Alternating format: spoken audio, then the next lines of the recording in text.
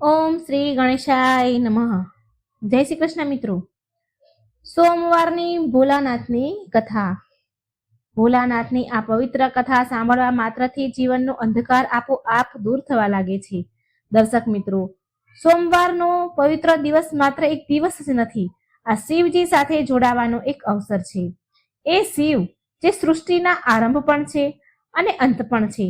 એ શિવ જેના સ્મરણ માત્રથી મનનો ભાર હળવો થઈ જાય છે અને જીવનની દિશા બદલવા લાગે છે.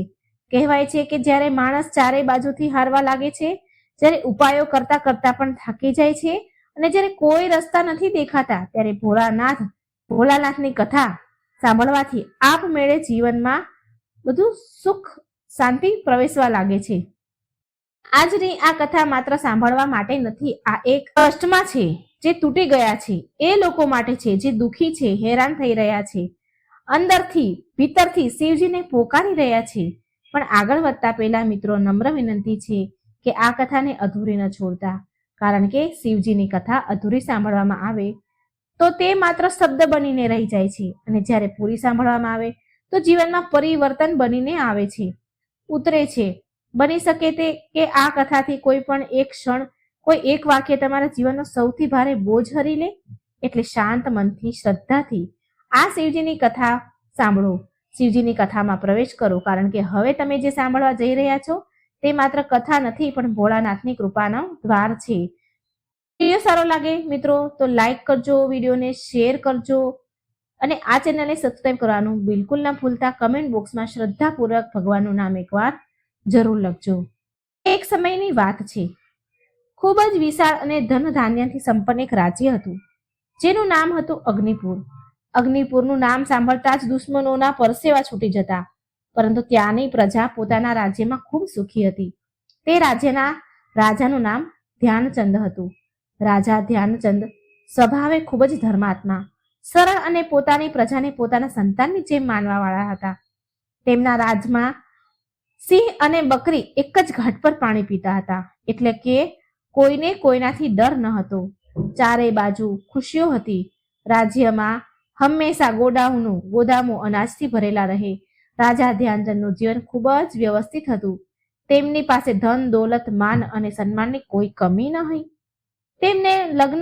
તેમના લગ્ન એક ખૂબ સુશીલ, સુંદર અને ધાર્મિક વિચારવાળી રાણી સાથે થયા. રાણીનું નામ સુલક્ષણા હતું. રાણી સુલક્ષણાને માત્ર રૂપમાં સુંદર ન હતી, પણ ગુણમાં પણ દેવી સમાન હતી. રાજા અને રાણીનું જીવન ખૂબ જ પ્રેમ ભર્યું અને શાંતિથી વીતી રહ્યું હતું. તેઓ બંને અવારનવાર સાથે મળીને પૂજા કરતા હતા, પાઠ કરતા હતા, રાજ્યના કલ્યાણની વાતો કરતા. પણ કહેવાય છે ને કે સમય ક્યારેય પડખું ફેરવી લે એ કોઈ નથી જાણતું. રાજાના જીવનમાં પણ આમ જ થયું.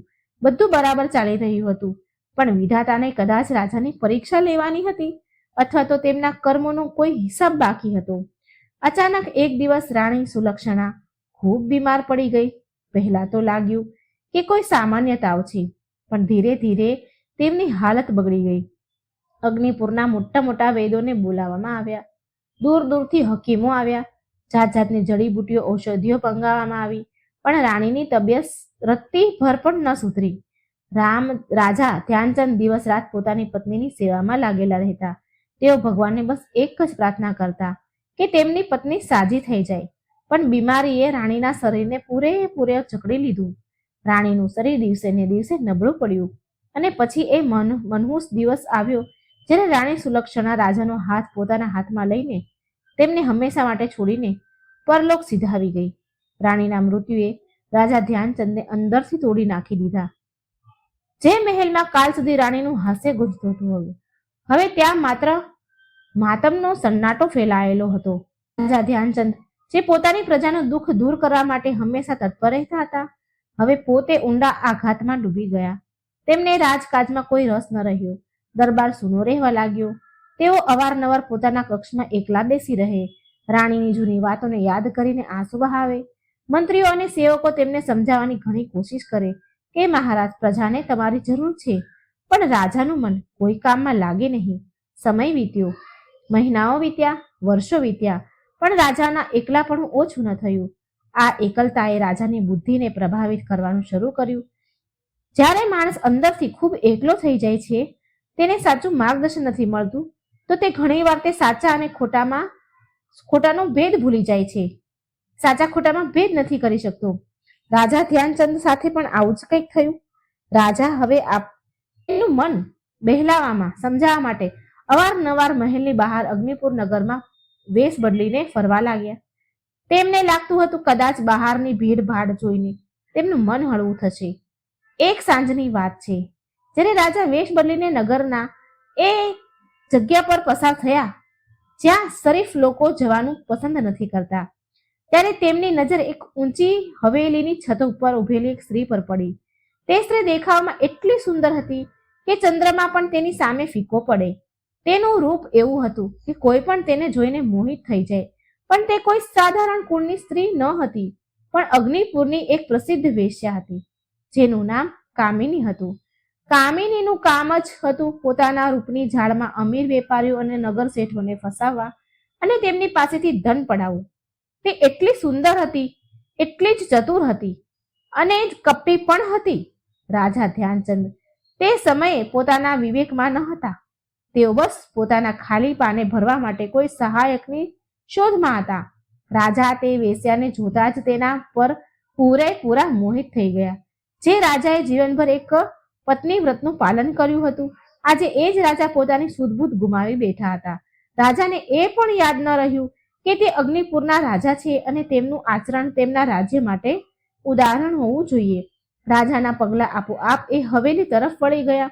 કામિનીની દાસીએ જ્યારે જોયું કે એક તેજસ્વી પુરુષ દ્વાર પર આવ્યો છે, તો તેણે કામિનીને ખબર આપી. કામિનીએ માણસોની ખૂબ પરખ હતી. તેણે રાજાની ચાલ ઢાલ અને તેમના વસ્ત્રોની નીચે છુપાયેલી રાજસી આભાને ઓળખી લીધી. તે સમજી ગઈ કે આ કોઈ સાધારણ માણસ નથી. જ્યારે તેને ખબર પડી કે સ્વયં રાજા તેના દ્વાર પર આવ્યા છે, તો તેણે તેને પોતાના ભાગ્યનો ઉદય સમજાવ્યો. તેણે ખૂબ જ આદર અને પ્રેમનું નાટક કર્યું, રાજાનું સ્વાગત કર્યું. ધ્યાનચંદ કામિનીની મીઠી મીઠી વાતો અને તેની સુંદરતામાં એવા ખોવાયા કે તેમને પોતાના રાજ્ય, પોતાની પ્રજા અને પોતાના કુળનું મર્યાદાનું પણ ધ્યાન ન રહ્યું. કામિની ખૂબ જ ચાલાક સ્ત્રી હતી. તેણે રાજાની આંખોમાં છુપાયેલું દુઃખ એને વાંચી લીધું. તેણે રાજાને પોતાની ખોટી હમદર્દી દેખાડી અને કહ્યું કે તે પણ દુનિયામાં ખૂબ એકલી છે અને તેને પણ કોઈના સહારાની જરૂર છે. રાજાને લાગ્યું કે તેમને કોઈ એવું મળી ગયું જે તેમના દુઃખને સમજી શકે છે. એ દિવસ પછી રાજાનું ત્યાં રોજ આવવા જવાનું શરૂ થઈ ગયું. રાજા દિવસનો સમય તો જેમ તેમ મહેલમાં કાઢી નાખતા, પણ સાંજ પડતા તેઓ કામિની પાસે પહોંચી જતા. ધીરે ધીરે રાજા પૂરી રીતે કામિનીના મોહપાશમાં બંધાઈ ગયા. અગ્નિપુર રાજ્યમાં જાત જાતની વાતો થવા લાગી. પ્રજા અંદરો અંદર કાના ફૂસી કરવા લાગ્યા કે તેમનો રાજા એક વેશ્યાના પ્રેમમાં પડી ગયો છે. મંત્રીઓએ પણ રાજાને સમજાવવાની ઘણી કોશિશ કરી, પણ રાજાએ કોઈની એક ન સાંભળી. રાજાને દુનિયાની કોઈ પરવાહ ન હતી અને પછી એક દિવસ રાજાએ એવો નિર્ણય લીધો જેણે આખા અગ્નિપુરને હચમચાવીને રાખી દીધું. રાજાએ નક્કી કર્યું કે તે કામિની સાથે લગ્ન કરશે અને તેના પોતાના મહેલમાં રાણી બનાવીને લાવશે. આ નિર્ણય આગની જેમ આખા રાજ્યમાં ફેલાણો. મહેલના જૂના અને વફાદાર સેવકોને જાણીને ઊંડો આઘાત લાગ્યો કે એક વેશ્યા હવે તેમની રાણી બનશે. કુલ ગુરુ અને મંત્રીઓએ રાજાને ખૂબ જ સમજાવ્યા કે આ ધર્મની વિરુદ્ધ છે, આનાથી રાજ્યનો નાશ થઈ જશે. પણ રાજાએ ક્રોધિત થઈને કહ્યું કે જે મારા નિર્ણયનો વિરોધ કરશે તેને દંડ આપવામાં આવશે. રાજાએ કોઈની પરવાહ ન કરી અને વેશ્યા સાથે લગ્ન કરી લીધા.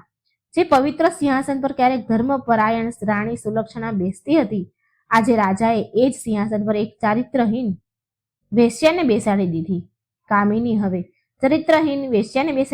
કામિની હવે અગ્નિપુરની રાણી બની ચૂકી હતી. મહેલમાં આવતા જ કામિનીએ પોતાનો અસલ રંગ બતાવવાનું શરૂ ન કર્યું, પણ તે હજુ વધારે મીઠી બનીને રાજાને પોતાના વિશ્વાસમાં લેવા લાગી. તે જાણતી હતી કે હજુ તેના મૂળિયા નબળા છે, એટલે તેણે પહેલા રાજાને પૂરી રીતે પોતાના વશમાં કર્યા. રાજાને લાગી રહ્યું હતું કે તેનું જીવન ફરીથી સુધરી ગયું છે. કામિની દિવસ રાત રાજાની સેવાનું નાટક કરતી. તે રાજાને પોતાની વાતોમાં ઉલઝાવી રાખતી. રાજા ધ્યાનચંદ, જે પહેલાથી જ તેના પ્રેમમાં આંધળા તો હતા જ, હવે તેની દરેક વાત માનવા લાગ્યા હતા. કામિનીએ ધીરે ધીરે મહેલની વ્યવસ્થાને પોતાના હિસાબે બદલવાનું શરૂ કરી દીધું. તેણે જૂના વફાદાર સેવકોને નાની નાની ભૂલો પર કામ પરથી હટાવવાનું શરૂ કર્યું અને પોતાની પસંદના ચાપલુસી લોકોને, જે તેના જૂના પરિચિતો હતા, તેમને મહેલમાં કામ પર રાખી લીધા. રાજા એટલા મગ્ન હતા કે તેમને આ બદલાવ દેખાતો જ ન હતો. કામિનીને મહેલની ભવ્યતા અને ત્યાંની સુખ સુવિધાઓથી ખૂબ લગાવ હતો. તેને સોના ચાંદીના ઘરેણાં અને રેશમી વસ્ત્રોનો ખૂબ શોખ હતો. રાજા તેના માટે પાણીની જેમ પૈસા વહેવતા. રાજા એના પોતાના પૈસા પાણીની જેમ રાણી પાછળ વહેડાવા લાગ્યા. પણ કામિનીનું મન માત્ર રાજા અને ધન સુધી સીમિત ન હતું. તેનો જૂનો સ્વભાવ અને તેની જૂની આદતો હજુ પણ તેની અંદર જીવંત હતી. વેશ્યાવૃત્તિ તેનો વ્યવસાય નહીં, પણ તેનો સ્વભાવ બની ચૂક્યો હતો. મહેલમાં રાણી બનીને રહેવા છતાં તેની નજર અવારનવાર મહેલના પહેરેદારો અને અન્ય સુંદર નવયુવકો પર રહેતી હતી. તે રાજાની પીઠ પાછળ પોતાની નજરનો ખેલ રમતી હતી. રાજા જ્યારે રાજ દરબારના કાર્યોમાં વ્યસ્ત રહેતા કે શિકાર પર જતા તો કામિની તેનો પૂરો ફાયદો ઉઠાવતી. તેણે મહેલના એક હિસ્સામાં, જે ઘણો એકાંત હતો, ત્યાં પોતાના શયન કક્ષ બનાવડાવ્યો હતો. ત્યાં રાજા સિવાય કોઈને જવાની અનુમતિ ન હતી, પણ હકીકતમાં રાજાની ગેરહાજરીમાં તે કક્ષ તેના પાપોનો અડ્ડો બની જતો હતો. કામિનીની સુંદરતાના ચર્ચા તો હતા જ, હવે રાણી બન્યા પછી તેનો પ્રભાવ હજુ વધી ગયો હતો. મહેલના અનેક કર્મચારી અને સૈનિકો પણ તેના રૂપના દીવાના હતા અને કામિની આ વાતનો ફાયદો ઉઠાવવાનું જાણતી હતી. સમય વીતતો ગયો. રાજાને કામિનીની અસલી ચરિત્રની ગંધ પણ ન આવી. રાજાને લાગતું હતું કે કામિની મહેલમાં રહીને ભગવાનની પૂજા કરે છે, જેવું તે રાજાને કહેતી હતી. તે કપાળ પર મોટો ચાંદલો કરતી અને દેખાડા માટે પૂજાની થાળી લઈને ફરતી. પણ સત્ય તો એ હતું કે કામિની ધર્મ અને કર્મથી કોસો દૂર હતી. તેને માત્ર પોતાની શારીરિક ઈચ્છાઓની પૂર્તિ અને સત્તાના સુખથી મતલબ હતો. રાજાનો આંધળો વિશ્વાસ જ રાજાની સૌથી મોટી નબળાઈ બની ગઈ. થોડા સમય પછી મહેલમાં, રાજ્યમાં, પ્રજાઓની અંદર વાતો થવા લાગી. દાસીઓ અંદરો અંદર વાતો કરતી કે રાણીના કક્ષમાં રાતના સમયે અજાણ્યા પડછાયા જોવા મળે છે. કોઈ કહેતું કે તેણે કોઈ પહેરેદારને મોડી રાતે રાણીના કક્ષમાં નીકળતા જોયો. પણ આ વાતો માત્ર કાનાફૂસી સુધી જ સીમિત હતી. કોઈમાં એટલી હિંમત ન હતી કે તે રાજા પાસે જઈને આ બધું કહે, કારણ કે બધાને પોતાનો જીવ વહાલો હતો. રાજા તો પોતાની નવી રાણીની સેવા અને પ્રેમમાં એવા લીન હતા જાણે તેમને મોક્ષ મળી ગયો હોય. આ દરમિયાન કામિનીએ રાજાને એક બીજી ખુશખબરી સંભળાવી. તેણે ખૂબ જ શરમાતા રાજાને કહ્યું કે તે ગર્ભવતી છે. આ સાંભળતા જ રાજા ધ્યાનચંદની ખુશીનો પાર ન રહ્યો. તેમને લાગ્યું કે તેમના જીવનની બધી ખુશીઓ પાછી આવી ગઈ. એમને લાગ્યું કે હવે તેના વંશને આગળ વધારવા વાળો વારસ આવવાનો છે. રાજાએ આખા અગ્નિપુર રાજ્યમાં જશ્ન મનાવ્યો. આદેશ આપી દીધો. ગરીબોમાં મીઠાઈ વહેંચાવી. મંદિરોમાં વિશેષ પૂજા અર્ચના કરવામાં આવી. રાજાને લાગ્યું કે આ સંતાન તેમના અને કામિનીના પ્રેમની પવિત્ર નિશાની છે. પણ હકીકત કંઈક બીજી જ હતી, જે રાજાની પવિત્ર વિચારસરણી પરે હતી. રાજાની સમજની બહાર હતું આ બધું. કામિનીના પેટમાં ઉછરી રહેલું બાળક રાજાનું ન હતું. આ એ પાપનું પરિણામ હતું જે કામિની રાજાની પીઠ પાછળ કરી રહી હતી. મહેલના અનેક લોકો સાથે તેના અવૈધ સંબંધો બની ચૂક્યા હતા અને આ બાળક એ જ સંબંધોનું પરિણામ હતું. પણ કામિની ખૂબ શાતિર ચાલાક હતી. તેણે એટલી સફાઈથી રાજાને એ ભરોસો અપાવ્યો કે આ બાળક તેમનું જ છે કે રાજાના મનમાં શંકાનું એક બીજ પણ ન ફૂટ્યું. રાજા પોતાના આવનારા સંતાન માટે સપના જોવા લાગ્યા. તેઓ રોજ કામિની પાસે બેસતા, પગ દબાવતા, સારા પકવાન ખવડાવતા, આવનાર બાળકના ભવિષ્યની વાતો કરતા. કામિની મનોમન રાજાની મૂર્ખતા પર હસતી.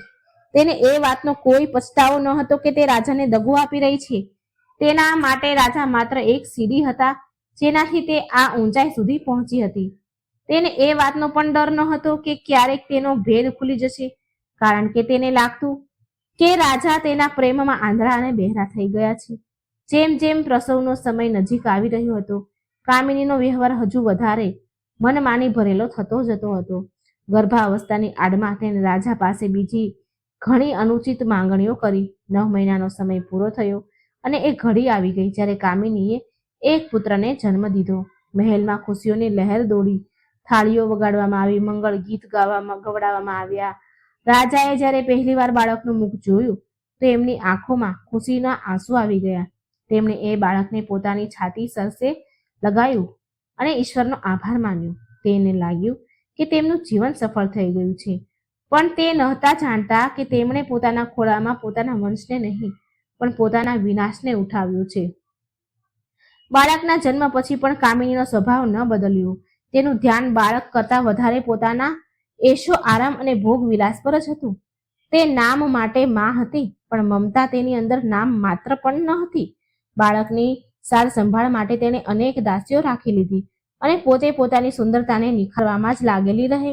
રાજાને લાગતું હતું કે રાણી પ્રસવની પીડાને કારણે નબળી પડી ગઈ છે, એટલે બાળકની દેખભાળ નથી કરી શકતી. રાજા પોતે એ બાળકને ખૂબ પ્રેમ કરતા હતા અને પોતાનો વધારે સમય તેની સાથે વિતાવતા હતા. જેમ જેમ બાળક મોટું થવા લાગ્યું, તેના હાવભાવ અને તેનો ચહેરો રાજા સાથે બિલકુલ મળતો ન હતો. ન તો તેનું નાક રાજા જેવું હતું, ન આંખો, ન તો રંગરૂપ. જો કે નાના બાળકનો ચહેરો બદલાતો રહે છે એ વિચારીને રાજાએ ક્યારેય આ વાત પર ધ્યાન ન દીધું. પણ મહેલના લોકો જે દબાયેલી જીભે વાતો કરતા હતા, હવે હજુ વધારે ચોક્કસ થઈ ગયા કે આ લોહી રાજાનું નથી. તે બાળક જેનો જન્મ જ છળ અને કપટના ગર્ભથી થયો હતો, તે સ્વભાવથી પણ ખૂબ ઉગ્ર અને જિદ્દી થતો જતો હતો. કામિની હવે હજુ વધારે નિડર થતી ગઈ. તેને એક વારસ આપ્યા પછી પોતાની સ્થિતિ વધારે મજબૂત થવા લાગી. હવે તેણે મહેલમાં હજુ વધારે ખુલીને પોતાની મનમાની શરૂ કરી દીધી. તે અવારનવાર રાજાને બહાના બનાવીને પોતાના કક્ષથી દૂર રાખતી અને પોતાના જૂના પ્રેમીઓને મહેલમાં બોલાવવાના નવા રસ્તા શોધતી. અગ્નિપુરનો મહેલ હવે પવિત્રતાનું નહીં પણ પાપનું કેન્દ્ર બનતું જતું હતું. રાજાની દિનચર્યા હવે બસ રાણી અને પુત્રની આસપાસ ફરતી હતી. રાજ્યની સીમાઓ પર શું થઈ રહ્યું છે, ખજાનામાં સ્થિત છે, પ્રજા શું ઈચ્છે છે, આ બધાથી રાજા વિમુખ થઈ ચૂક્યા હતા. અને આ દરમિયાન કૈલાસ પર્વત પર બેઠેલા ભગવાન શિવ, જે સત્ય અને ધર્મના પ્રતીક છે, તેઓ આ બધું જ જોઈ રહ્યા હતા. મહાદેવની લીલા હજુ શરૂ થવાની બાકી હતી. જ્યારે પાપનો ઘડો ભરાઈ જાય છે, ત્યારે જ ઈશ્વરની શક્તિ પોતાનું કાર્ય શરૂ કરે છે. કામિનીનું પાપ અને રાજાનું અજ્ઞાન હવે પોતાની ચરમ સીમા પર પહોંચી રહ્યું હતું અને નિયતિએ પોતાની રમત રમવાનું શરૂ કરી દીધું હતું. સમયનું પૈડું પોતાની ગતિથી ફરતું રહ્યું. અગ્નિપુરના મહેલમાં જે બાળકનો જન્મ થયો હતો, તેનું નામ રાજાએ ખૂબ પ્રેમથી વિક્રાંત રાખ્યું.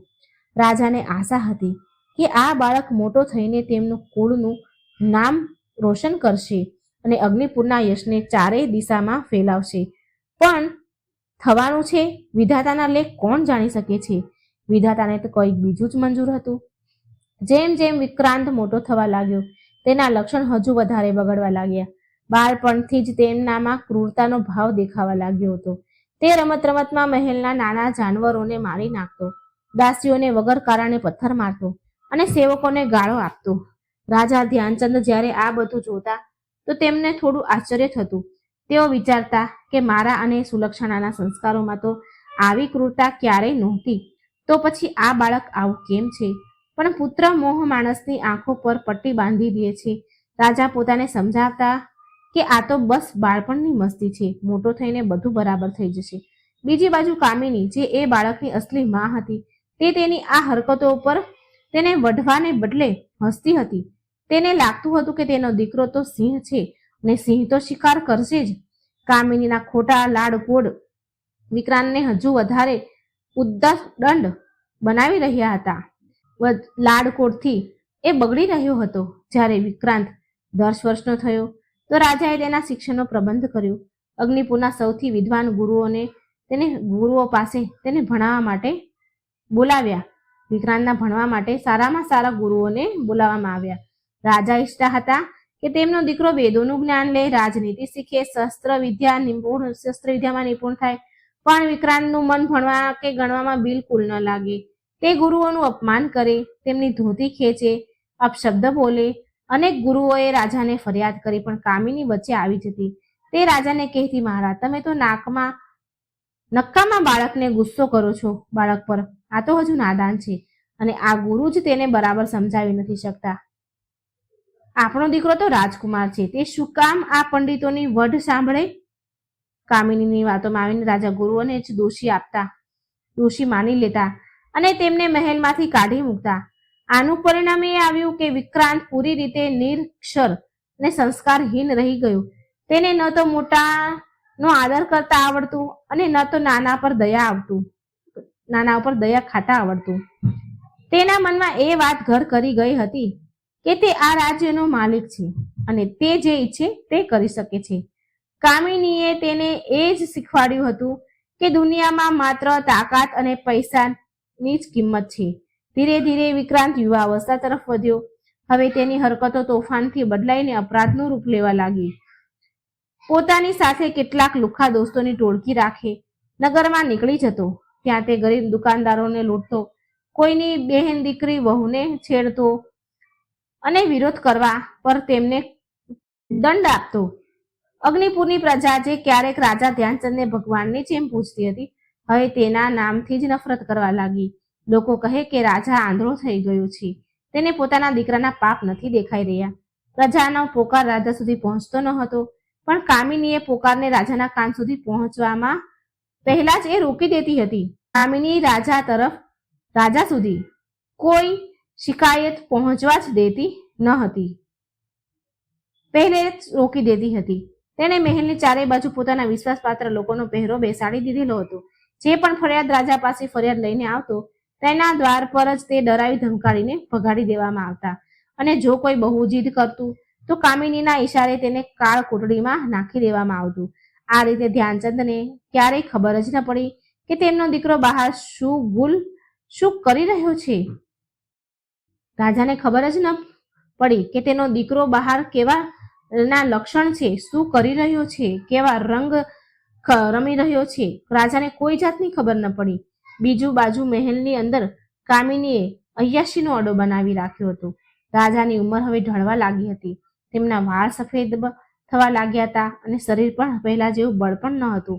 કામિનીને હવે રાજાની કોઈ જરૂર ન હતી, સિવાય કે તેમના ખજાનાની. તે રાજાને જાત જાતને નશીલા ઔષધિઓ ખવડાવવા લાગી, જેનાથી રાજા દરેક વખતે હર વખત મદહોશ રહેતા હતા, બેભાન જેવા રહેતા હતા, નશામાં. રાજાને લાગતું કે રાણી તેમની તબિયત માટે જડીબુટ્ટીઓ આપી રહી છે, પણ અસલમાં તે રાજાને ધીમું ઝેર આપી રહી હતી, જેથી રાજાનું મગજ કામ કરવાનું બંધ કરી દે. રાજા ધ્યાનચંદ પોતાનો મોટા ભાગનો સમય પોતાના કક્ષમાં સૂતા અથવા નશાની હાલતમાં વિતાવતા. હવે રાજકાજની પૂરી લગામ અઘોષિત રીતે કામિની અને તેનો દીકરો વિક્રાંતના હાથમાં આવી ગયું. કામિનીએ રાજ્યના ખજાનાનું મોઢું પોતાની વિલાસિત માટે ખોલી દીધું. તે રોજ નવા નવા ઘરેણાં બનાવડાવે, મોંઘા વસ્ત્રો બનાવે, મહેલમાં રોજ રાતે નાચ ગાના મહેફિલો સજાવે. અગ્નિપુરનો ખજાનો જે ક્યારેક દુકાળના સમયે પ્રજાના કામ આવતો, હવે દારૂ અને શરાબમાં ઉડાડવામાં આવી રહ્યો હતો. એક દિવસની વાત છે. રાજ્યના મહામંત્રી, જે ખૂબ જ જૂના અને વફાદાર હતા, તેમણે હિંમત કરીને રાજાને મળવાનું નક્કી કર્યું. તેઓ જાણતા હતા કે જો હવે રાજાને જગાડવામાં નહીં આવે તો અગ્નિપુરનો વિનાશ નિશ્ચિત છે. તેમણે પહેરેદારોને ચકમો આપ્યો, એટલે કે એને છેતરી અને કોઈ પણ રીતે એ રાજાના કક્ષમાં પહોંચી ગયા. રાજા તે સમયે પોતાના પલંગ પર સૂતા હતા. તેમની આંખો લાલ હતી અને તેઓ સુસ્ત લાગી રહ્યા હતા. મહામંત્રીએ રાજાના ચરણોમાં પડીને કહ્યું, મહારાજ, જાગો, અનર્થ થઈ રહ્યું છે. આપણું રાજ્ય વિનાશની અણી ઉપર ઊભું છે. ખજાનો ખાલી થઈ રહ્યો છે. પ્રજા ત્રાહીમામ પોકારી રહી છે અને રાજકુમાર વિક્રાંતના અત્યાચારોથી ધરતી કંપી રહી છે. રાણી કામિનીએ તમને દગામાં રાખ્યા છે. મહારાજ એ ઉલટા છે અને તેમનું આચરણ રાણીને શોભે તેવું નથી. રાજા ત્યારે નશામાં હતા, તો તેમને મહામંત્રીની વાતો કોઈ ખરાબ સપના જેવી લાગી. પણ રાણી કુલટા છે આ શબ્દ સાંભળતા જ તેમનું સ્વાભિમાન જાગી ઉઠ્યું. કામિનીએ રાજાના મગજમાં એટલું ઝેર ભરી દીધું હતું કે તેમને સાચું પણ ખોટું લાગવા માંડ્યું. ત્યારે જ ત્યાં કામિની આવી ગઈ. તેણે જોયું કે મહામંત્રી રાજા સાથે વાત કરી રહ્યા છે. તે સમજી ગઈ કે તેની પોલ ખુલવાની છે. તેણે તરત રોવાનું નાટક શરૂ કરી દીધું. તે જોર જોરથી વિલાપ કરતા બોલી, જુઓ મહારાજ, હું તો તમારી સેવામાં દિવસ રાત લાગેલી રહું છું અને આ મહામંત્રી મારા પર ચરિત્ર પર લાંછન લગાવી રહ્યા છે. આ ઈચ્છે છે કે આપણા દીકરો વિક્રાંતને ગાદી ન મળે, જેથી આ પોતે રાજ્ય હડપ કરી શકે. મને અને મારા દીકરાને બદનામ કરી રહ્યા છે. કામિનીના આંસુઓએ ફરીથી રાજાની બુદ્ધિ ભ્રષ્ટ કરી દીધી. રાજાએ ક્રોધમાં આવીને પોતાની તલવાર ઉઠાવી લીધી અને મહામંત્રી તરફ દોડ્યા. તેમણે ખૂબ ગરજતા કહ્યું, તારી એટલી હિંમત કે તું મારી રાણી વિશે આવા અપશબ્દ બોલે? તું ગદ્દાર છે, નીકળી જા, મારા રાજ્યમાંથી નીકળી જા. જો આજ પછી તું અગ્નિપુરની સીમામાં દેખાયો તો તારું માથું ધડથી અલગ કરી દેવામાં આવશે. બિચારા વૃદ્ધ મહામંત્રી, જેમણે પોતાનું પૂરું જીવન રાજ્યની સેવામાં વિતાવી દીધું, તેમને અપમાનિત થઈને મહેલમાંથી નીકળવું પડ્યું. જતા જતા તેમણે રાજાને જોયા અને મનોમન કહ્યું, વિનાશ કાળે વિપરીત બુદ્ધિ. મહારાજ, તમે પોતાના પગ પર કુહાડી નહીં પણ પોતાની ગરદન પર તલવાર ચલાવી રહ્યા છો. ભગવાન શિવ જ હવે આ રાજ્યની રક્ષા કરે. મહામંત્રીના ગયા પછી હવે કામિનીનો રસ્તો પૂરી રીતે સાફ થઈ ગયો હતો. હવે તેને ટોકવા વાળું કોઈ ન હતું. તેણે રાજાને હજુ વધારે નશામાં રાખવાનું શરૂ કર્યું. બીજી બાજુ વિક્રાંત હવે જુવાન થઈ ચૂક્યો હતો. તેણે પોતાની માને કહ્યું કે હવે તેને રાજા ઘોષિત કરી દેવામાં આવે. કામિની પણ એ જ ઈચ્છતી હતી. તેણે રાજાને કહ્યું કે હવે તેઓ ગરડા થઈ ગયા છે, તેમને આરામ કરવો જોઈએ અને રાજકાજ વિક્રાંતને સોંપી દેવું જોઈએ. રાજા તો આમ પણ સૂધ બુધ ગુમાવી ચૂક્યા જ હતા. તેમણે વિચાર્યા વગર જ પોતાની મોહર લગાવી દીધી અને વિક્રાંતને અગ્નિપુરનો નવો રાજા ઘોષિત કરી દીધો. વિક્રાંતના રાજા બનતા જ અગ્નિપુર પર કહેર તૂટી પડ્યો. તેણે સૌથી પહેલા લગાનનો કર 3 ગણો વધારી દીધો. ખેડૂતો પાસે ખાવા માટે દાણા ન હતા. તેઓ કર ક્યાંથી આપે? વિક્રાંતના સૈનિકોએ ખેડૂતના ઘરોમાં ઘૂસીને જે કાંઈ પણ હતું એ બધું લૂંટી લીધું. કોઈના ઘરના વાસણ લઈ ગયા, કોઈના ઢોર છોડી ગયા. જે વિરોધ કરતું તેને સરેઆમ કોરડાથી મારવામાં આવતા. રાજ્યમાં હાહાકાર મચી ગયો. ધર્મ કર્મના કાર્ય બંધ થઈ ગયા. મંદિરોમાં પૂજા થવાનું બંધ થઈ ગયું, કારણ કે પૂજારી ડરના માર્યા ભાગી જતા હતા. વિક્રાંત અને તેના સાથી મંદિરોમાં જઈને મદિરા પીતા અને ત્યાંની પવિત્રતાને નષ્ટ કરતા. કામિની આ બધું જોઈને ખુશ થતી. તેને લાગતું કે તેનો દીકરો આખા રાજ્ય પર રાજ કરી રહ્યો છે. તેને એ વાતનો અહેસાસ જ ન હતો કે પાપનો ઘડો હવે ભરાવાનો જ છે. એક દિવસ વિક્રાંત પોતાના કેટલાક સાથીઓ સાથે શિકાર રમવા જંગલમાં ગયો. ત્યાં તેમણે જોયું કે એક ઋષિ પોતાની ઝૂંપડીની બહાર બેસીને તપસ્યા કરી રહ્યા છે. વિક્રાંતને સાધુ સંતોની સખત નફરત હતી. વિક્રાંતને સાધુ સંતો ગમતા જ ન હતા.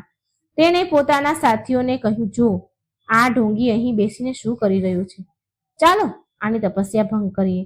વિક્રાંત ઘોડા પરથી ઉતરીને ઋષિ પાસે ગયો અને તેને જોરથી લાત મારી. ઋષિ સમાધિમાં હતા. તેઓ લડખડાઈને પડી ગયા. વિક્રાંત જોરથી હસ્યો. તેને ઋષિની ઝૂંપડીમાં આગ લગાવી અને તેના કમંડળને લાત મારીને તોડી નાખ્યું. ઋષિએ જ્યારે પોતાની આંખો ખોલી તો સામે એ દુષ્ટ રાજકુમારને જોયો. ઋષિ કોઈ સાધારણ સાધુ ન હતા. તેઓ ભગવાન શિવના પરમ ભક્ત હતા. તેમની આંખોમાં ક્રોધની જ્વાળા ભડકી ઉઠી. ઋષિએ વિક્રાંતને શ્રાપ આપવા માટે હાથ ઉઠાવ્યો, પણ પછી રોકાઈ ગયા. તેમણે વિચાર્યું કે આને શ્રાપ આપવાથી શું થશે? આનું તો આખું કુળ જ પાપમાં ડૂબેલું છે. ઋષિએ મનોમન ભગવાન શિવનું સ્મરણ કર્યું અને કહ્યું, હે મહાદેવ, આ કેવો અન્યાય છે! તમારા ભક્તને આવી રીતે અપમાનિત કરી રહ્યો છે. તમારા ભક્ત આ રીતે અપમાનિત થઈ રહ્યા છે અને અધર્મ માથે ચડીને બોલી રહ્યું છે. શું હવે પાપીઓનો અંત કરવાનો સમય નથી આવ્યો? વિક્રાંત ત્યાંથી હસતો ગયો, પણ તે નહોતો જાણતો કે તેણે આજે પોતાના વિનાશને સ્વયં નિમંત્રણ આપ્યું છે. ઋષિનું અપમાન કરીને તેણે સીધા મહાદેવને પડકાર આપ્યો હતો. જ્યારે તે મહેલ પાછો ફર્યો તો તેણે પોતાની મા કામિનીને મોટા ગર્વથી જણાવ્યું કે તેણે કેવી રીતે એક સાધુને માર્યા અને તેની ઝૂંપડી સળગાવી. કામિનીએ તેની પીઠ થાબડી અને કહ્યું, શાબાશ દીકરા, આ ભિખારીઓ સાથે આવું જ થવું જોઈએ. પણ એ રાત પછીથી મહેલનો માહોલ બદલવા લાગ્યો. રાજા ધ્યાનચંદ, જે પોતાના કક્ષમાં સૂઈ રહ્યા હતા, તેમને ભયાનક સપના આવવા લાગ્યા. તેમણે સપનામાં આગ દેખાતી. તેમને રાણી સુલક્ષણા રોતી દેખાતી. તેઓ હાફળા થઈને જાગી જતા. તેમનું શરીર પરસેવે રેપઝેપ થઈ જતું. તેમને સમજાતું ન હતું કે તેમની સાથે શું થઈ રહ્યું છે. બીજા જ દિવસથી રાજ્યમાં એક વિચિત્ર બીમારી ફેલાવા લાગી. લોકો અચાનક બીમાર પડવા લાગ્યા અને મરવા લાગ્યા. જાનવરોમાં પણ મહામારી ફેલાઈ ગઈ. ગાયોએ દૂધ આપવાનું બંધ કરી દીધું. આકાશમાંથી વરસાદનું એક પણ ટીપું ન પડ્યું. દુકાળના કારણે પાક બળીને રાખ થઈ ગયા. અગ્નિપુર જે ક્યારેક સોનાની ચીડિયા કહેવાતું હતું, હવે શમશાન બનવા તરફ જઈ રહ્યું હતું. પણ રાજા વિક્રાંતને આ બધાથી કોઈ ફરક પડતો ન હતો. તે પોતાના મહેલમાં સુરક્ષિત હતો. તેના ગોદામોમાં અનાજ ભરેલા હતા. તે રોજ દાવતો ઉડાડતો. પ્રજા મહેલની બહાર ઊભી રહીને રોટલાના એક એક ટુકડાની ભીખ માંગતી, પણ તેમને ધક્કો મારીને ભગાડી દેવામાં આવતા. રાજા ધ્યાનચંદ ક્યારેક પોતાની બીમારીમાંથી બહાર જોતા તો તેમને લોકોની ભીડ અને તેમની દયનીય હાલત દેખાતી હતી. તેમની અંદરનો રાજા જે ક્યાંક ખૂબ જ ઊંડે દબાઈ ગયો હતો, તે થોડો છટપટવા લાગ્યા. એક દિવસ રાજા ધ્યાનચંદે હિંમત ભેગી કરી. તેમણે નશો નહોતો કર્યો, એટલે તેમનું મગજ થોડું સાફ હતું.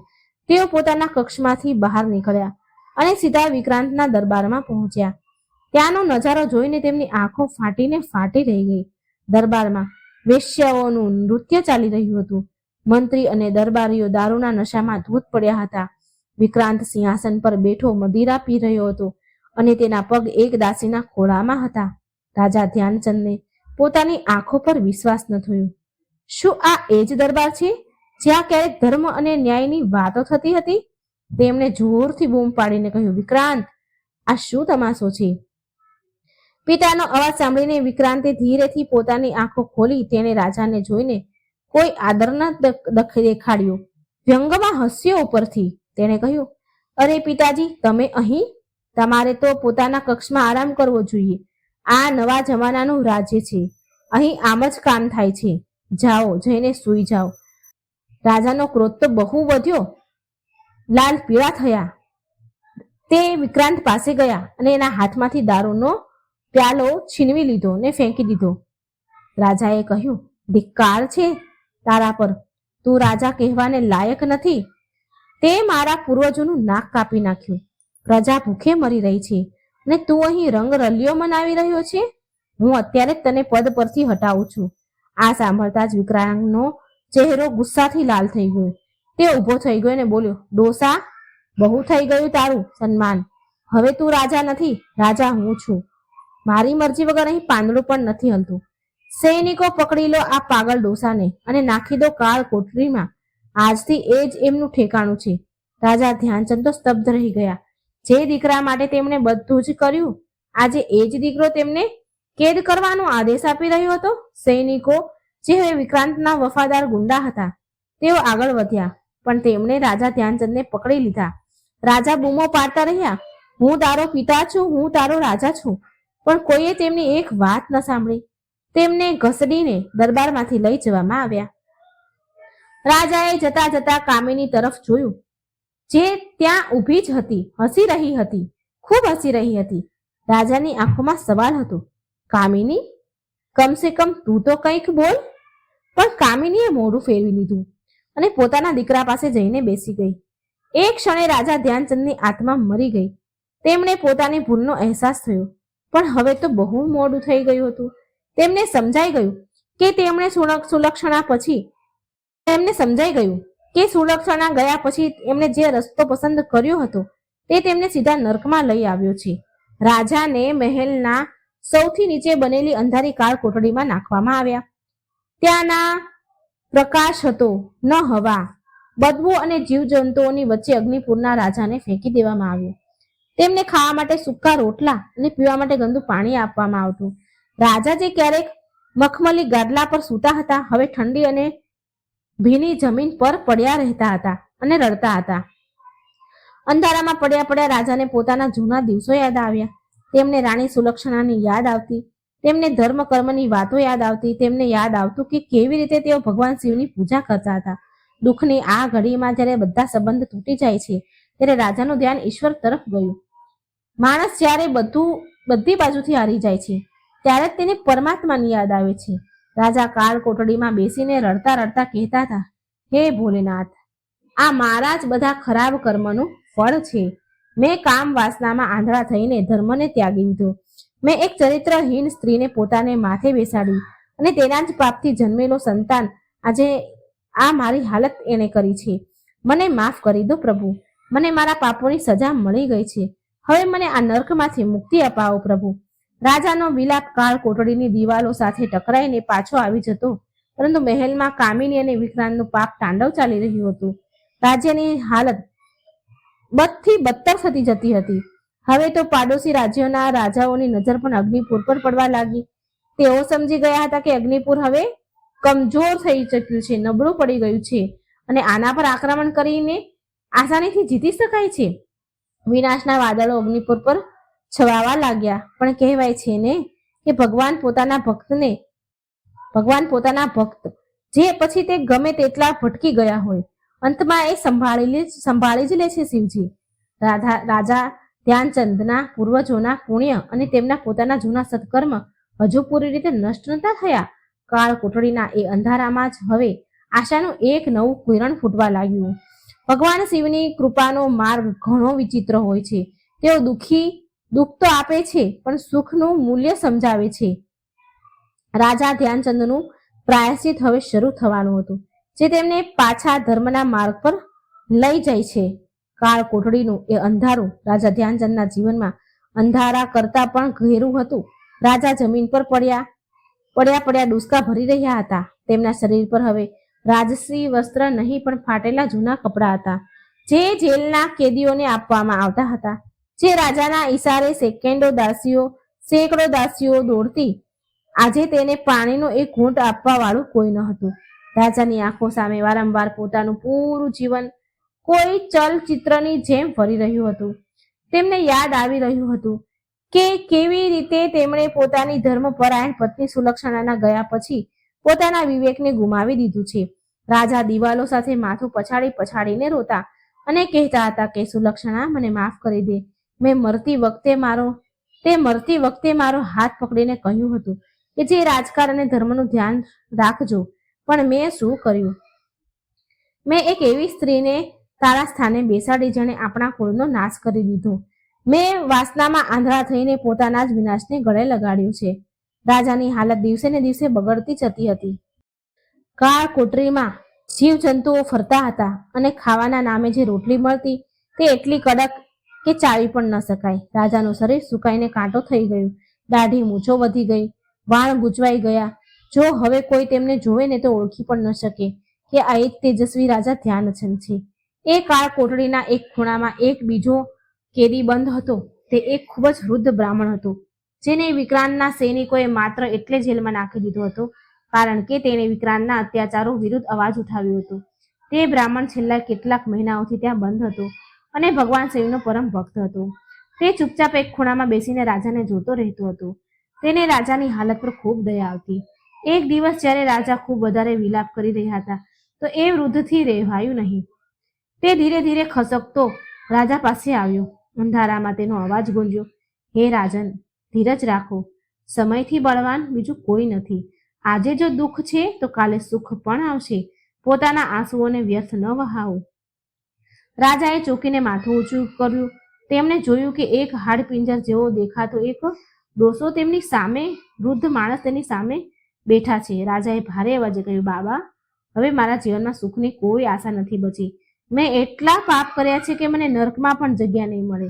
મેં પોતાની પ્રજાને દગો દીધો, પોતાના પૂર્વજોનું અપમાન કર્યું. હવે તો હું બસ મોતની રાહ જોઈ રહ્યો છું. વૃદ્ધ કેદીએ રાજાના માથે હાથ ફેરવ્યો અને કહ્યું, રાજન, પાપ ભલે ગમે તેટલું મોટું કેમ ન હોય, પશ્ચાતાપની અગ્નિ તેને બાળીને રાખ કરી દે છે. ભગવાન શિવ તો ભોલેનાથ છે. તેઓ તો ભાવનાના ભૂખ્યા છે. જો તમે સાચા મનથી તેમની માફી માંગશો અને તેમની આ શરણમાં જશો તો તેઓ તમને અવશ્ય અપનાવી લેશે. મહાદેવે તો ઝેરનો પ્યાલો પણ પી લીધો હતો. તમારા પાપોને પણ તેઓ હરી લેશે. રાજાએ નિરાશ થઈને પૂછ્યું, પણ હું શું કરું? હું અહીં કેદ છું. મારી પાસે ન પૂજાની સામગ્રી છે, ન ફૂલ, ન બીલીપત્ર. હું અહીંથી ભગવાનને કેવી રીતે મનાવું? વૃદ્ધે હસતા હસતા કહ્યું, રાજન, ભગવાનને સામગ્રી નહીં, સમર્પણ જોઈએ છીએ.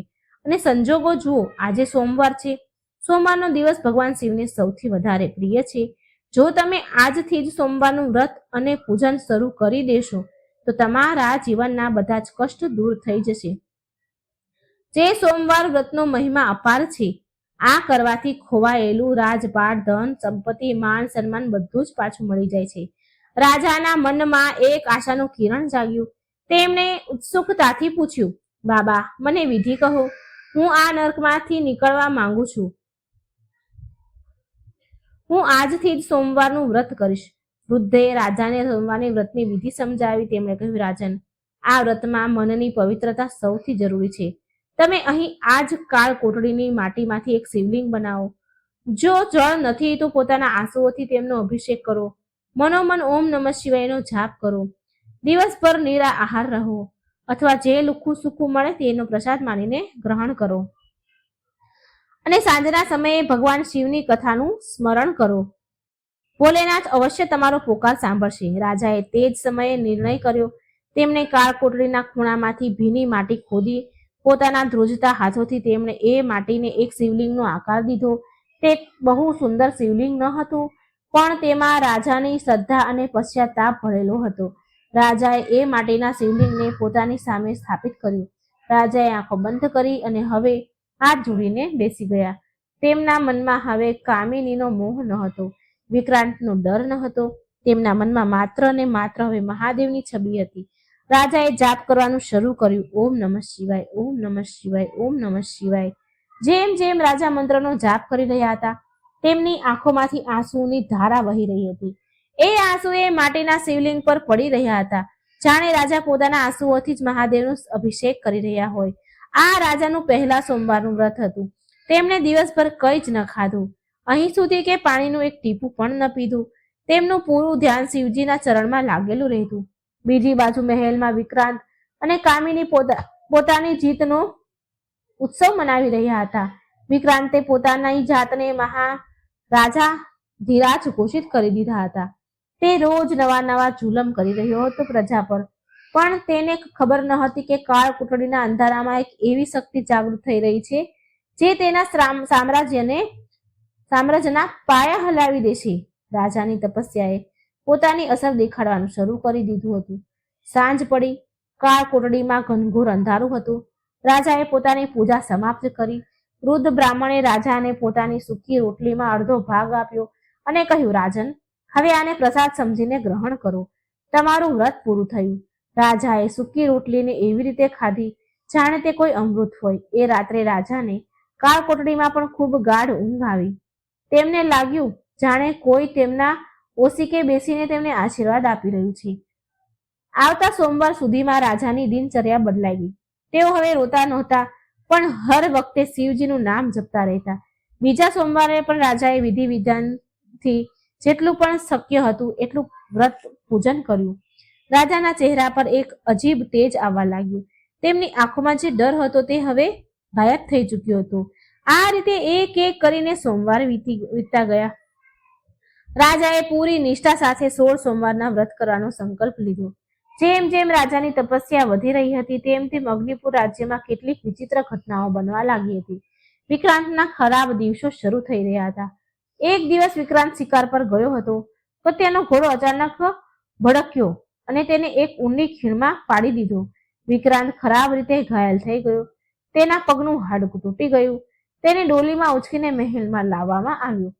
કામિનીએ ખૂબ ઉપચાર કરાવ્યા, પણ વિક્રાંતનો દુખાવો ઓછો થતો ન હતો. તેને રાતભર ઊંઘ ન આવતી. તે દર્દથી ચીસો પાડતો. બીજી બાજુ રાજ્યમાં દુકાળ હજુ વધારે ભયંકર થયું. પ્રજાએ હવે ભગવાનને યાદ કરવા લાગ્યા. પ્રજા હવે બગાવતનું એલાન કરવા લાગ્યા. લોકો કહેવા લાગ્યા હતા કે જ્યારથી અમે અમારા ધર્માત્મા રાજા ધ્યાનચંદને ગુમાવ્યા છે ત્યારથી જ અમારા પર આવી વિપત્તિ આવવા લાગી છે. આ નવો રાજા અને તેની માં પાપી છે. અમારે તેમનો અંત કરવો પડશે. ઠેર ઠેર વિદ્રોહોની ચિંગારીઓ સળગવા લાગી. કામિની ખૂબ પરેશાન થઈ ગઈ. એક બાજુ તેનો દીકરો પથારીમાં પડ્યો તડફડી રહ્યો હતો, બીજી બાજુ પ્રજા બેકાબુ થઈ રહી હતી. તેને સમજાતું ન હતું કે અચાનક આ બધું શું થઈ ગયું. તે જ્યોતિષીઓને પણ બોલાવતી, તાંત્રિકો પાસે હવન કરાવતી, પણ કોઈ પણ તેના પર અસર કરતી ન હતી. પાપનો ઘોડો હવે છલકાયો હતો. જેલની અંદર રાજા ધ્યાનચંદને બહારની ઘટનાઓની કોઈ ખબર ન હતી. તેઓ તો બસ પોતાની ભક્તિમાં લીન હતા. આજે તેમનો 16મો સોમવાર હતો. આ વ્રતના ઉદ્યાપન એટલે કે સમાપનનો દિવસ હતો. રાજાએ સવારથી જ નિર્જળા વ્રત રાખ્યું હતું. તેમણે માટીના શિવલિંગ સામે બેસીને પ્રાર્થના કરી, હે મહાદેવ, આજે મારો સંકલ્પ પૂરો થઈ રહ્યો છે. મેં મારા પાપોનું પ્રાયશ્ચિત કરી લીધું છે. હવે જે તમારી ઈચ્છા હોય તે જ મારી સાથે થાય. જો મને મૃત્યુ પણ મળે તો હું ખુશી ખુશી સ્વીકાર કરીશ, પણ મારા રાજ્ય અને મારી પ્રજાને રક્ષા કરજો, સુખી કરજો. રાજાની પ્રાર્થનામાં એટલું બળ હતું કે કહેવાય છે કે ભક્તની પોકાર સાંભળીને ભગવાનને પોતાના આસન પરથી ઉઠવું જ પડે છે. એ જ રાત્રે ભગવાન શિવ રાજાના સપનામાં આવ્યા. રાજાએ જોયું કે એક જટાધારી ત્રિનેત્રધારી પુરુષ તેમની સામે ઊભા છે, જેના હાથમાં ત્રિશૂળ અને ડમરું છે. રાજા તેમના ચરણોમાં પડી ગયા. ભગવાન શિવે રાજાને ઉઠાડ્યા, કહ્યું, વત્સ ધ્યાનચંદ, હું તારી તપસ્યા અને પશ્ચાતાપથી પ્રસન્ન છું. તે પોતાની ભૂલ સ્વીકારીને સાચા મનથી મારું સ્મરણ કર્યું છે, મને યાદ કર્યું છે. તારા બધા પાપ ધોવાઈ ગયા છે. સોમવાર વ્રતના પ્રભાવથી હવે તારો ખરાબ સમય સમાપ્ત થઈ ગયો છે. સવાર થતા જ તેને આ કાળ કોટડીમાંથી મુક્તિ મળશે અને તારું ખોવાયેલું સન્માન તને પાછું મળશે. પણ યાદ રાખજે, ધર્મના માર્ગથી ક્યારેય વિચલિત ન થતો. રાજાની આંખ ખુલી તો સવાર થઈ ચૂકી હતી. તેમનું રોમે રોમ પુલકિત થઈ ઉઠ્યું. તેમને વિશ્વાસ નહોતો થઈ રહ્યો કે સાક્ષાત મહાદેવ તેમને દર્શન આપ્યા છે. તેઓ ઉઠીને બેસી ગયો અને દરવાજા ખોલવાની રાહ જોવા લાગ્યો. એ જ સવારે અગ્નિપુરના મહેલમાં એક ચમત્કાર થયો. પાડોશી રાજ્યના રાજા, જેમનું નામ વિજયસિંહ હતું, તેમણે અગ્નિપુર પર આક્રમણ કરી દીધું. વિજયસિંહ રાજા ધ્યાનચંદના જૂના મિત્ર હતા, પણ તેમને ખબર પડી હતી કે ધ્યાનચંદને કેદ કરી લેવામાં આવ્યા છે અને તેમનો દીકરો રાજ્યને નષ્ટ કરી રહ્યો છે. વિજયસિંહ પોતાની વિશાળ સેના લઈ આવ્યા અને તેમણે મહેલની ચારેય બાજુથી ઘેરી લીધો. વિક્રાંત તો પથારી પર પડ્યો હતો. તે લડવાની હાલતમાં ન હતો. તેની સેના પણ, જેને પગાર નહોતો મળ્યો અને તે તેના અત્યાચારથી પરેશાન હતી, તેણે લડવાની ના પાડી દીધી. સેનાઓએ હથિયાર નાખી દીધા. સૈનિકોએ વિજયસિંહની સેના કોઈ મોટા યુદ્ધ વગર મહેલમાં દાખલ થઈ ગઈ. કામિની અને તેના વફાદાર સૈનિકો પકડાઈ ગયા. વિજયસિંહ સીધા દરબારમાં પહોંચ્યા. તેમણે સૌથી પહેલા આદેશ આપ્યો, જાઓ અને રાજા ધ્યાનચંદને સન્માન કરી કાળ કોટડીમાંથી બહાર કાઢીને લાવો. સન્માનપૂર્વક સૈનિકો દોડતા કાળ કોટડી તરફ ગયા. જ્યારે તેમણે દરવાજો ખોલ્યો જેલનો, તો જોયું કે રાજા ધ્યાનચંદ ધ્યાન મગ્ન બેઠા છે અને તેમની સામે માટીનું શિવલિંગ રાખ્યું છે. સૈનિકોએ તેમના ચરણોમાં માથું મૂકીને માફી માંગી અને કહ્યું, મહારાજ, ચાલો, તમારું રાજપાટ તમને પાછું બોલાવી રહ્યું છે. રાજા ધ્યાનચંદે પોતાની આંખો ખોલી. તેમણે શિવલિંગને પ્રણામ કર્યા અને પેલા વૃદ્ધ કેદીને પણ સાથે ચાલવાનો આગ્રહ કર્યો, જેણે તેમને વ્રતનો માર્ગ બતાવ્યો હતો. જ્યારે રાજા બહાર નીકળ્યા તો સૂર્યના કિરણો તેમના ચહેરા પર પડી રહ્યા હતા. આટલા મહિનાઓ પછી તેમણે ખુલ્લું આકાશ જોયું હતું. તેમના ચહેરા પર એક એવું તેજ હતું જે પહેલા ક્યારેય ન હતું. આ તેજ હતું ભક્તિનું, આ તેજ હતું તપસ્યાનું. મહેલના આંગણામાં પૂરી પ્રજા ભેગી હતી. જેવા રાજા ધ્યાનચંદ બહાર આવ્યા કે આખી ભીડ હર હર મહાદેવ, હર હર મહાદેવ. રાજા ધ્યાનચંદની જયના નારા લગાવવા લાગ્યા. મહાદેવના નારા લગાવવાનું શરૂ કરી દીધું. રાજાને જોઈને બધાની આંખોમાં આંસુ આવી ગયા. તેમની હાલત જોઈને લોકો રોઈ પડ્યા, પણ તેમની આંખોનું તેજ જોઈને બધા નતમસ્તક થઈ ગયા. રાજા વિજયસિંહે આગળ વધીને પોતાના મિત્ર ધ્યાનચંદને ગળે લગાડ્યો. તેમણે કહ્યું, મિત્ર, મને માફ કરજે, મારે આવવામાં મોડું થઈ ગયું, પણ હવે આ રાજ્ય તારું છે. એ દુષ્ટ વિક્રાંત અને તે પાપણી કામિનીને બંદી બનાવી લેવામાં આવ્યા છે. હવે તું જ તેમનો ન્યાય કરીશ. રાજા ધ્યાનચંદે વિજયસિંહનો આભાર માન્યો. પછી તેમણે ભીડની તરફ હાથ હલાવીને તેમનું અભિવાદન સ્વીકાર કર્યું. પણ રાજાનું મન હવે બદલાની ભાવનાથી ભરેલું નહોતું. સોમવારના વ્રતે તેમની અંદર દયા અને ક્ષમતાનો ભાવ ભરી દીધો હતો. તેમણે સૈનિકોને કહ્યું, વિક્રાંત અને કામિનીને દરબારમાં હાજર કરવામાં આવે. દરબાર સજાવવામાં આવ્યો. રાજા ધ્યાનચંદ ફરી એ જ સિંહાસન પર બેઠા, જેની પર બેસવા માટે તેઓ તરસતા હતા. તેમની એક બાજુ રાજા વિજયસિંહ બેઠા અને બીજી બાજુ પેલા વૃદ્ધ બ્રાહ્મણ, જેને રાજાને પોતાના રાજગુરુ ઘોષિત કરી દીધા હતા. કામિની અને વિક્રાંતને જંજીરોમાં જકડીને દરબારમાં લાવવામાં આવ્યા. કામિનીના ચહેરા પર હવે એક ઘમંડ ન હતો. તે ડરથી ધ્રુજી રહી હતી. વિક્રાંત દર્દ અને શરમથી કણસી રહ્યો હતો, પોતાને કોસી રહ્યો હતો. તેમણે ક્યારેય સપનામાં પણ નહોતું વિચાર્યું કે પાસા આવી રીતે પલટાઈ જશે. તેઓ વિચારી રહ્યા હતા કે રાજા તેમને મૃત્યુ દંડ આપશે. પ્રજા પણ એ જ બૂમો પાડી રહી હતી, આમને ફાંસી આપો, આમને મારી નાખો. રાજા ધ્યાનચંદે હાથ ઉઠાવીને બધાને શાંત કર્યા. તેમણે કામિની તરફ જોયું. એ જ કામિની જેના રૂપની ઝાડમાં ફસાઈને તેમણે પોતાનું બધું જ ગુમાવી દીધું હતું. આજે તે તેમને એક સાધારણ અને તુચ્છ સ્ત્રી લાગી રહી હતી. રાજાએ શાંત સ્વરે કહ્યું, કામિની, તે જે પણ કર્યું તે ક્ષમાને યોગ્ય નથી, પણ હું શિવનો ભક્ત છું અને આજે હું રક્ત વહાવીને આ સિંહાસને અપવિત્ર નથી કરવા માંગતો. દરબારમાં સન્નાટો ફેલાઈ ગયો. સોઈ પડે તો પણ અવાજ આવે એવી શાંતિ. બધાની નજર રાજા ધ્યાનચંદ પર ટકેલી હતી.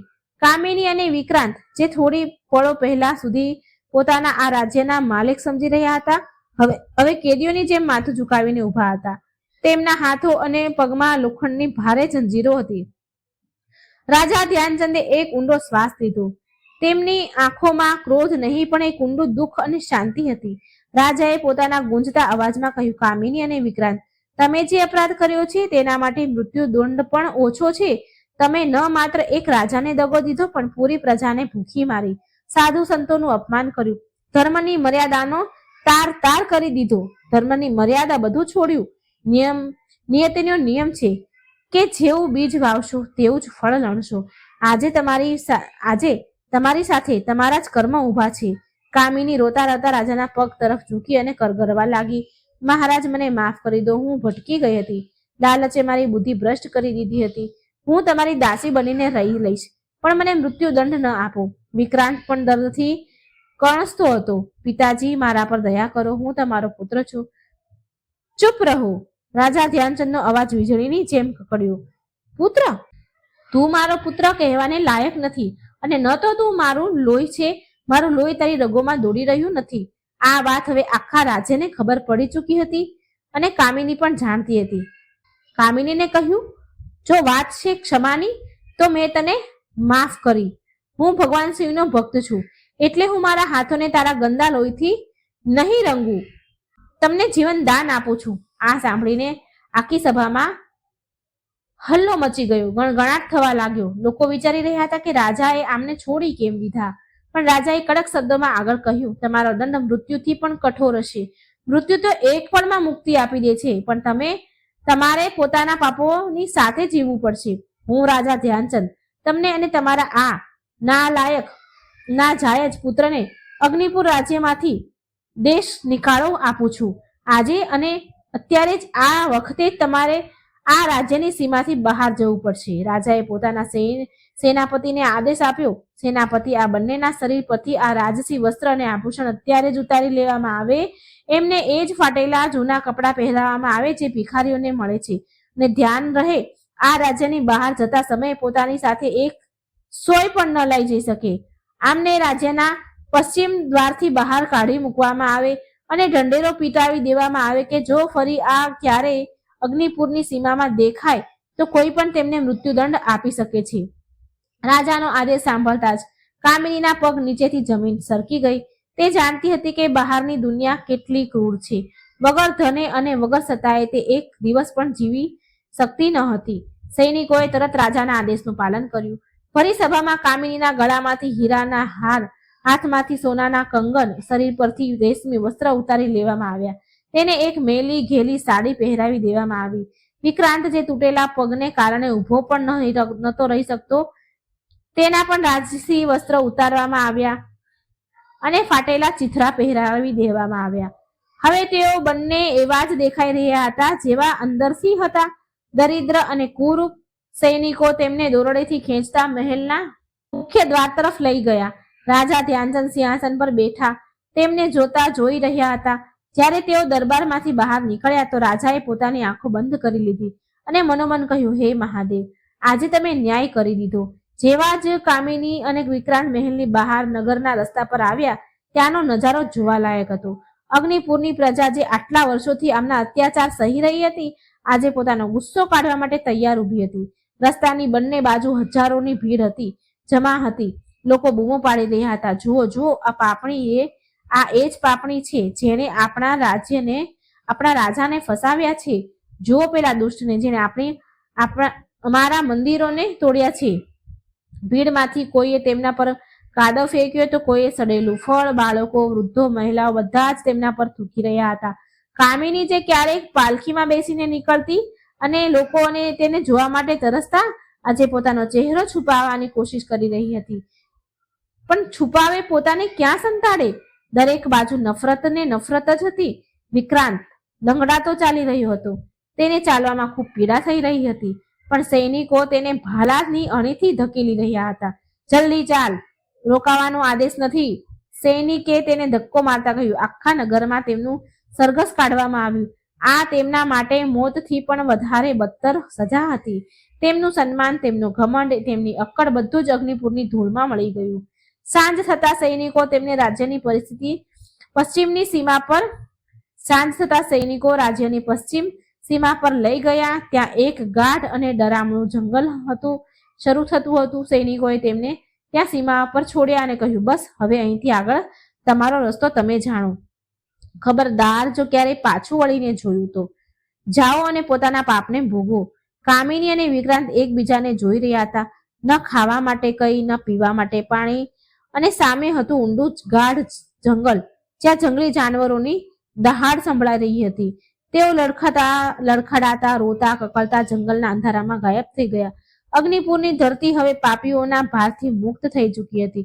બીજી બાજુ મહેલમાં રાજા ધ્યાનચંદે તરત શુદ્ધિકરણનો આદેશ દીધો. તેમણે કહ્યું કે આ મહેલના ખૂણે ખૂણાને ગંગાજળથી ધોવામાં આવે. જે કક્ષોમાં મદિરા અને માંસનું સેવન થયું છે તેમને પૂરી રીતે સાફ કરીને ત્યાં હવન કરાવવામાં આવે.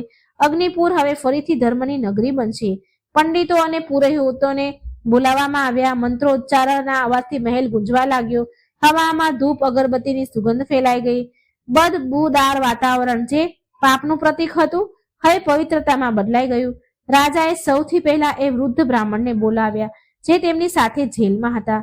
રાજાએ તેમને એક ઊંચું આસન આપ્યું અને કહ્યું, ગુરુદેવ, તમે મને એ અંધારી કાળ કોટડીમાં જે જ્ઞાન આપ્યું, તેણે જ આજે મને આ દિવસ દેખાડ્યો છે. જો તમે મને સોમવારના વ્રતનો મહિમા ન બતાવ્યો હોત તો હું કદાચ ત્યાં જ ઘૂંટીને મરી જાત. આજથી તમે મારા રાજગુરુ છો. તમે મને અને મારી પ્રજાને ધર્મનો માર્ગ બતાવ્યો છે અને માર્ગ બતાવો. વૃદ્ધ બ્રાહ્મણે રાજાને આશીર્વાદ દીધા અને કહ્યું, રાજન, આ બધી ભોલેનાથની લીલા છે. તેઓ પોતાના ભક્તની પરીક્ષા લે છે, પણ તેમનો હાથ ક્યારેય નથી છોડતા. હવે તારું કર્તવ્ય છે કે તું આ રાજ્યમાં ફરીથી ધર્મની સ્થાપના કર. અને ત્યારે જ એક ચમત્કાર થયો. અગ્નિપુરના છેલ્લા કેટલાય મહિનાઓથી દુકાળ પડ્યો હતો. વરસાદનું એક ટીપું પણ નહોતું પડ્યું. નદીઓ સુકાઈ રહી હતી અને ખેતરોમાં તિરાડો પડી ગઈ હતી. જમીન કોરી થઈને ફાટી રહી હતી. પણ જેવા મહેલમાં હવન શરૂ થયા અને જેવા પાપીઓને રાજ્યમાંથી બહાર કાઢવામાં આવ્યા, અચાનક આકાશમાં કાળા વાદળો ઘેરાવા લાગ્યા. ઠંડી હવા ચાલવા લાગી. પ્રજાએ આસમાન તરફ જોયું અને ખુશીઓથી બૂમો પાડવા લાગ્યા. વાદળ જુઓ, વાદળ આવ્યા છે. જોતામાં મુશળધાર વરસાદ શરૂ થઈ ગયો. એવો વરસાદ અગ્નિપુરે છેલ્લા ઘણા વર્ષોથી નહોતો જોયો. સૂકી ધરતીની તરસ છુપાવા લાગી. માટીની સુગંધ ચારેય બાજુ ફેલાવા લાગી. ખેડૂતો પોતાના ખેતરોમાં નીકળી આવ્યા અને વરસાદમાં નાચવા લાગ્યા. આ કોઈ સાધારણ વરસાદ ન હતો, આ પ્રકૃતિનો આશીર્વાદ હતો. આ સંકેત હતો કે ભગવાન શિવ રાજાના ન્યાયથી પ્રસન્ન છે.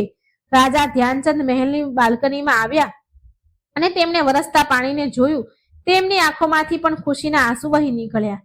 તેમણે હાથ જોડીને આકાશ તરફ જોયું અને કહ્યું, હે પ્રભુ, તમારી તો લીલા અપરંપાર છે. પ્રભુ, તમે મારી લાજ રાખી લીધી. બીજા દિવસે રાજાએ એક વિશેષ દરબાર બોલાવ્યો. આ દરબારમાં રાજ્યના બધા મંત્રી, સેનાપતિ, નગરના લોકો ઉપસ્થિત હતા. રાજા વિજયસિંહ પણ ત્યાં મોજૂદ હતા.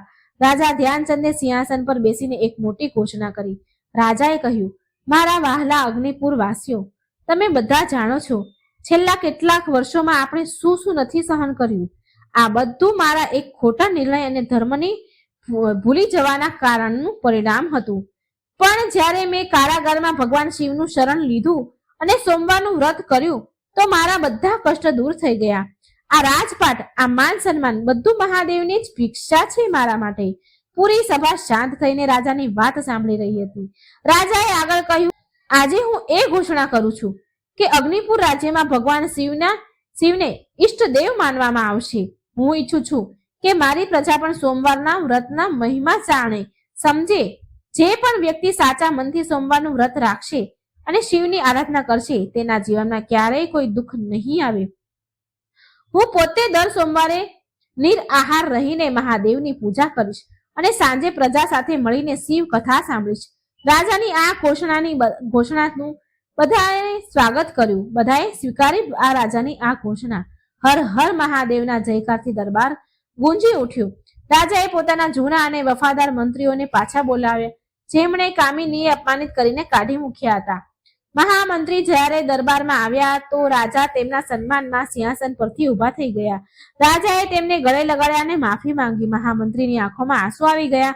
તેમણે કહ્યું, મારા સવારનો ભૂલ્યો જો સાંજે ઘરે આવે તો એને ભૂલ્યું ન કહેવાય. અગ્નિપુર તો સુવર્ણ યુગ હવે ફરીથી શરૂ થઈ ગયો.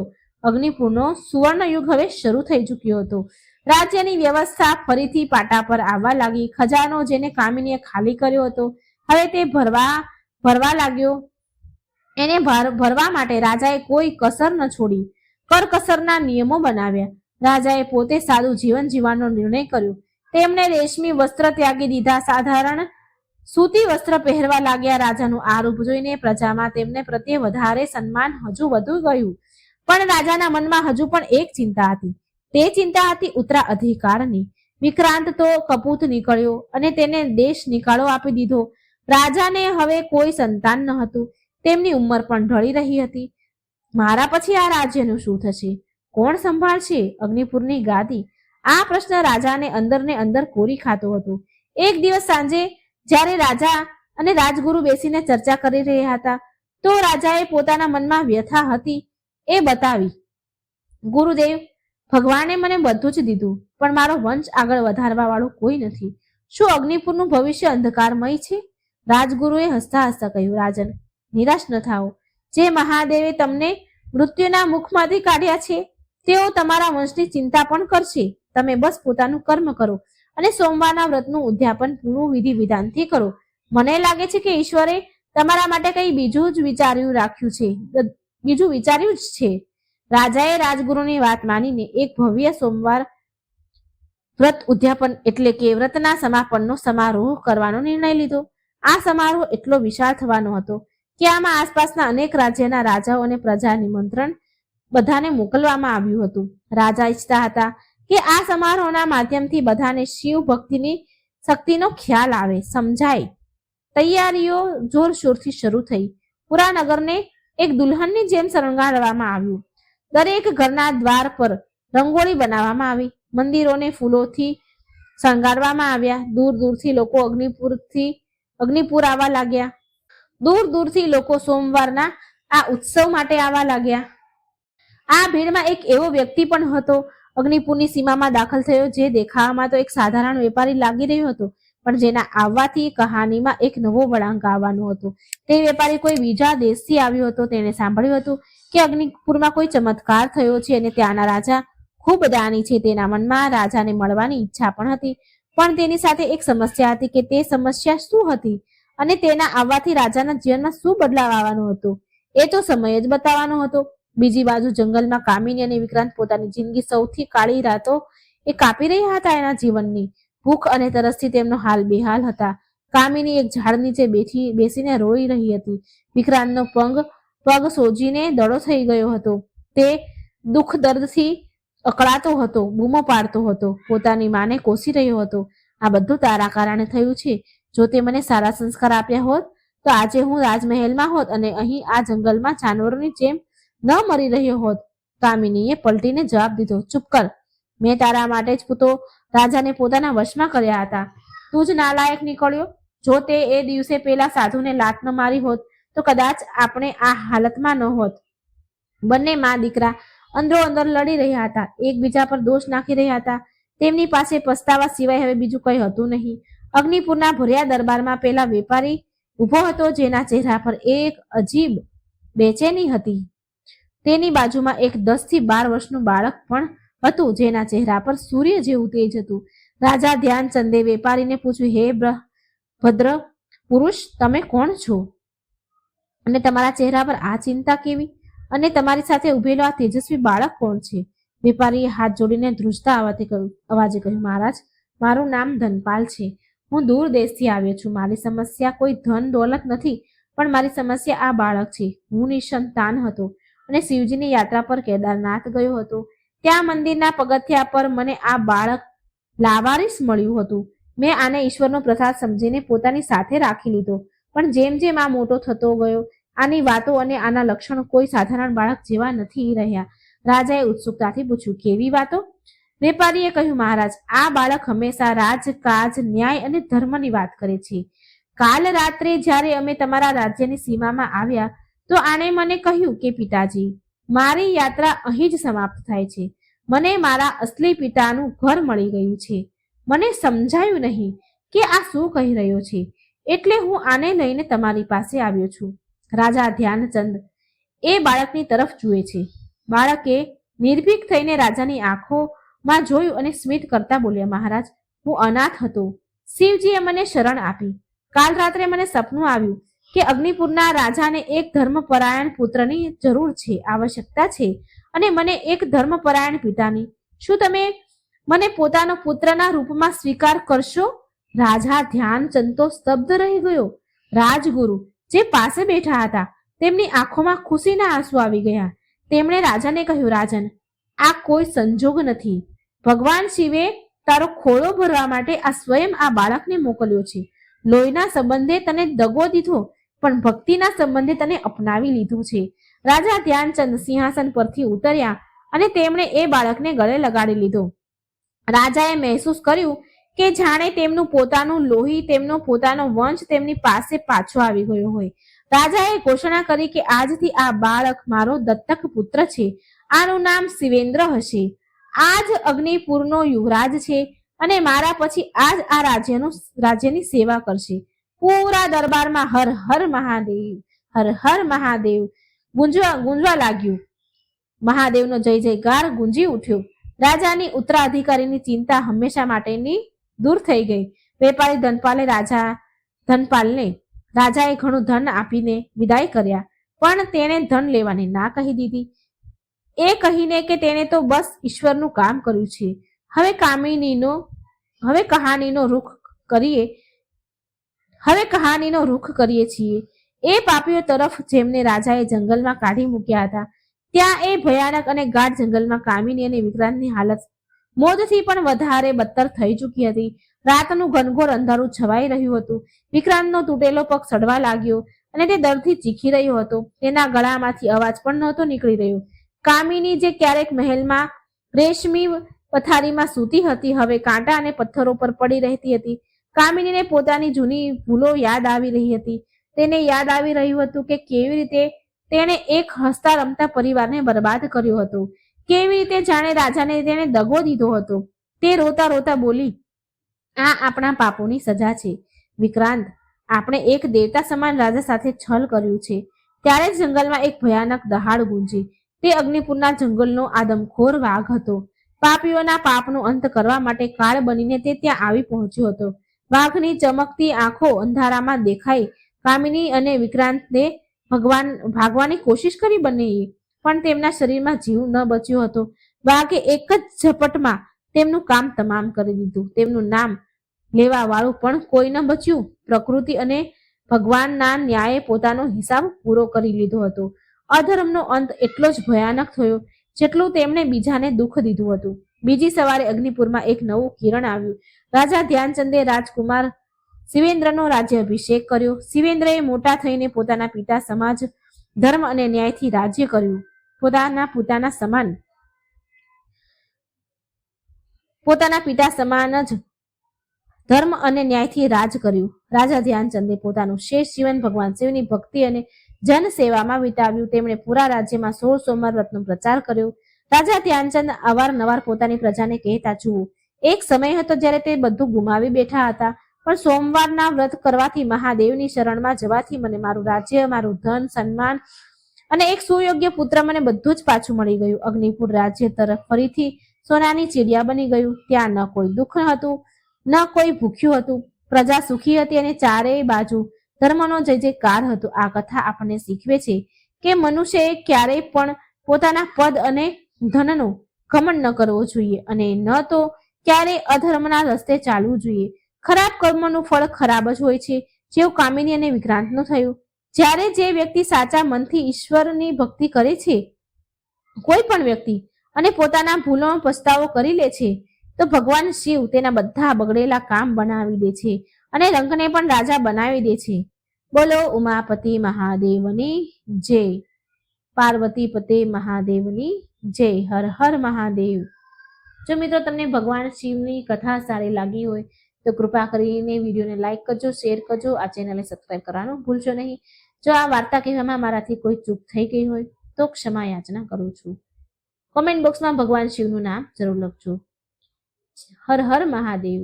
જય શ્રી કૃષ્ણ. રાધે રાધે. Thank you.